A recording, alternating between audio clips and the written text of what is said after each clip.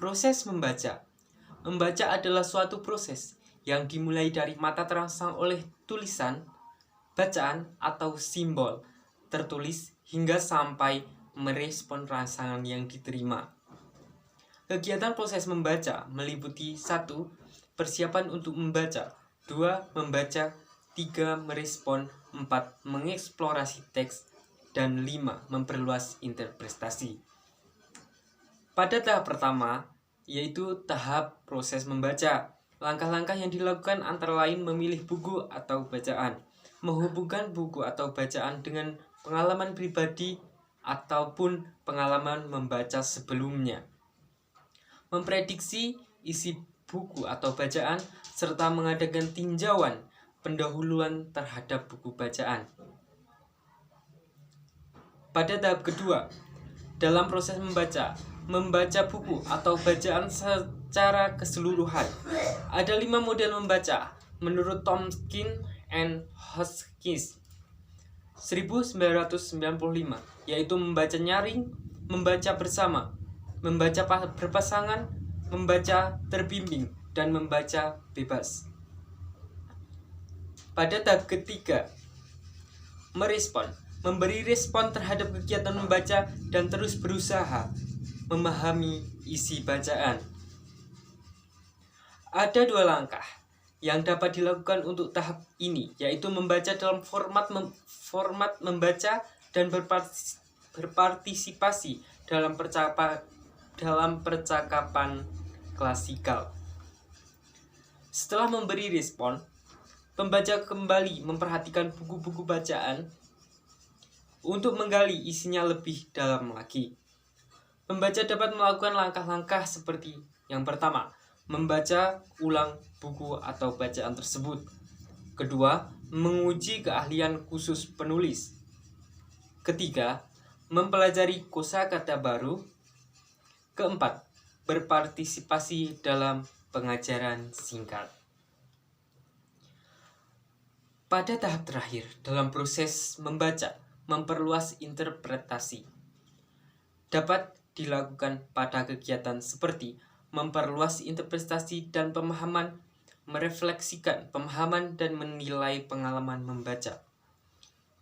Ketiga kegiatan tersebut dapat dilakukan dengan melibatkan keterampilan berbahasa yang lain, seperti berbicara dan menulis. Kegiatan seperti bermain peran atau drama, atau melakukan tugas atau proyek khusus yang dapat dilakukan.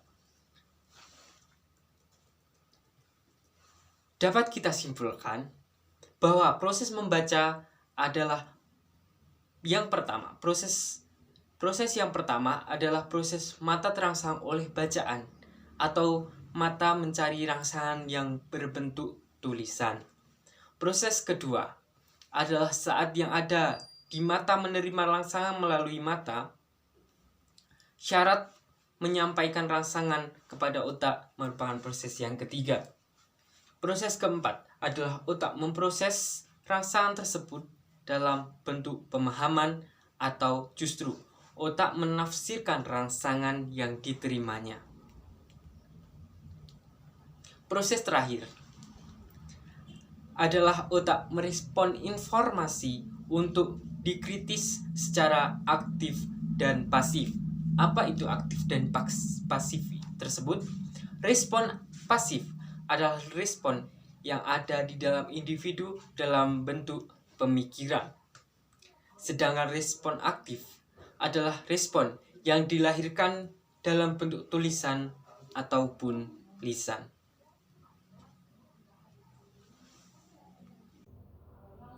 Jenis proses membaca.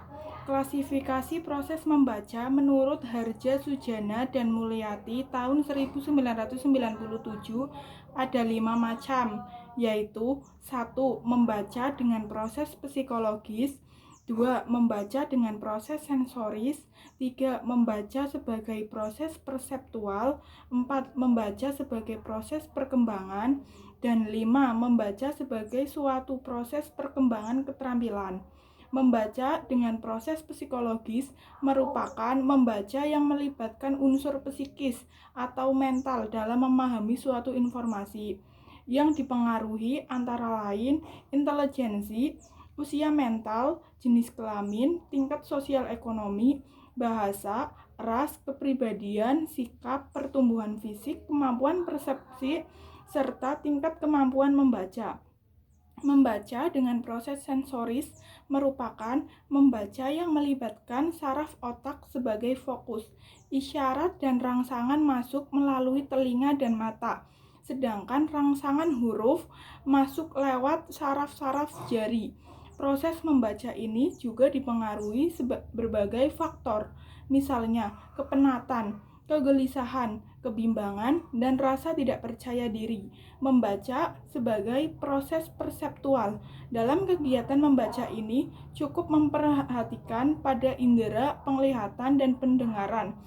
Namun, menurut Vernon, dalam Harja Sujana tahun 1997 mengatakan bahwa proses perseptual dalam membaca itu terdiri dari kesadaran akan rangsangan visual, kesadaran akan persamaan pokok untuk mengadakan klasifikasi umum kata-kata, klasifikasi lambang-lambang visual untuk kata-kata yang ada di dalam kelas umum, identifikasi kata-kata yang dilakukan dengan jalan menyebutkannya. Membaca sebagai proses perkembangan. Dalam upaya mencamkan membaca sebagai proses perkembangan, ada dua hal yang perlu diperhatikan. Satu, membaca merupakan sesuatu yang diajarkan dan bukan yang terjadi secara insidental. Dua, membaca merupakan suatu proses. Membaca sebagai suatu proses perkembangan keterampilan. Sifat perkembangan ini antara lain perkembangan objektif. Perkembangan keterampilan membaca itu bersifat objektif karena dalam perkembangannya tidak tergantung pada materi, metode, ataupun tingkatan akademis. Keterampilan itu mempunyai sifat berlanjut. Keterampilan itu bisa digeneralisasikan. Artinya, keterampilan itu bersifat tergeneralisasi sehingga anak yang telah menguasai keterampilan tersebut dituntut untuk dapat meneruskannya kapan saja dan di mana saja jika situasinya menghendaki pergeneralisasian itu. Yang selanjutnya ada jenis-jenis membaca. Menurut Henry Guntur Tarigan, pada tahun 2008, beliau membedakan jenis-jenis membaca menjadi dua macam. Yang pertama ada membaca nyaring. Membaca nyaring adalah kegiatan membaca dengan menyuarakan tulisan yang dibacanya dengan ucapan dan intonasi yang tepat agar pendengar dan pembaca dapat menangkap informasi yang disampaikan oleh penulis, baik yang berupa pikiran, perasaan, sikap, ataupun pengalaman penulis. 2. Membaca dalam hati. Membaca dalam hati adalah membaca yang dilakukan tanpa menyuarakan isi bacaan apa yang dibacanya. Membaca dalam hati dibagi menjadi dua, yaitu satu, membaca ekstensif. Membaca ekstensif artinya membaca secara luas. Objeknya meliputi sebanyak mungkin teks yang dibaca dalam waktu singkat mungkin. Membaca ekstensif dibagi menjadi tiga, yaitu satu, membaca survei.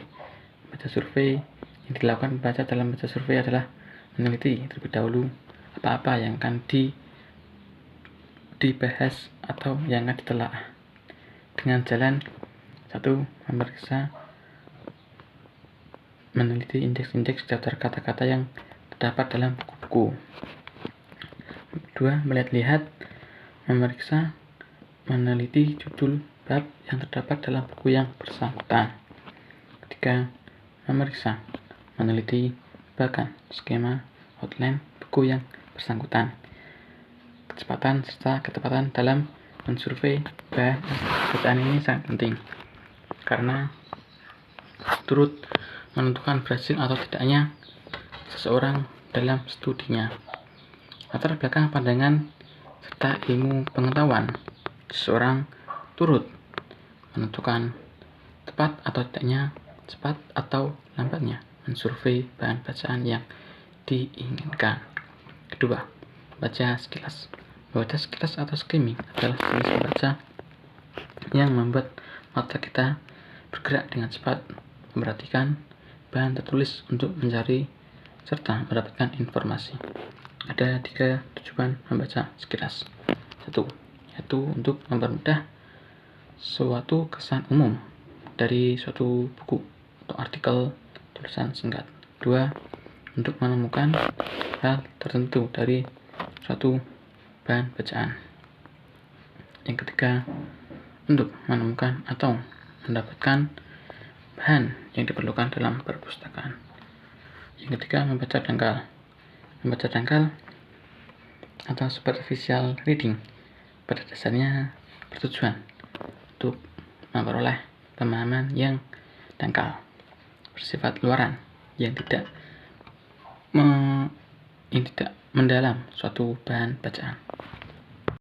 Membaca intensif. Yang dimaksud dengan membaca intensif atau intensive reading adalah studi seksama, telaah teliti, dan penanganan terperinci. Dalam membaca intensif dibedakan menjadi 2, yaitu membaca telaah isi dan membaca telaah bahasa.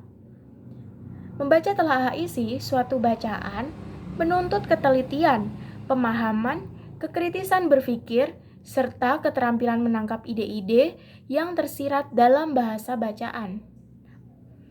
Di dalam membaca telaah isi, masih dicabangkan menjadi 4, yaitu yang pertama, membaca teliti. Membaca teliti adalah kegiatan membaca yang dilakukan secara teliti untuk dapat memahami, menilai, serta mengevaluasi suatu informasi tertentu dalam media tulisan. Yang kedua ada membaca pemahaman. Membaca pemahaman adalah membaca bahan bacaan dengan menangkap pokok-pokok pikiran yang lebih tajam dan dalam, sehingga terasa ada kepuasan tersendiri setelah bahan bacaan itu dibaca sampai selesai. Yang ketiga ada membaca kritis. Membaca kritis adalah kegiatan membaca yang bijaksana, penuh dengan tenggang rasa, evaluatif, dan analitis. Dan yang terakhir ada membaca ide. Membaca ide merupakan jenis kegiatan membaca yang ingin mencari dan memanfaatkan ide-ide yang terdapat dalam bacaan. Lalu yang kedua ada membaca telaah bahasa. Membaca telaah bahasa ini bertujuan memperbesar daya kata atau increasing word power dan mengembangkan kosakata atau developing vocabulary. Membaca telaah bahasa dibedakan menjadi 2, yaitu yang pertama ada membaca bahasa. Membaca bahasa adalah jenis mata pelajaran atau membaca sambil mempelajari makna kata dari bahan bacaan. Yang kedua ada membaca sastra. Membaca sastra adalah membaca estetis atau membaca indah yang tujuan utamanya adalah agar pembaca dapat menikmati, menghayati, dan sekaligus menghargai unsur-unsur keindahan yang terpapar dalam teks sastra.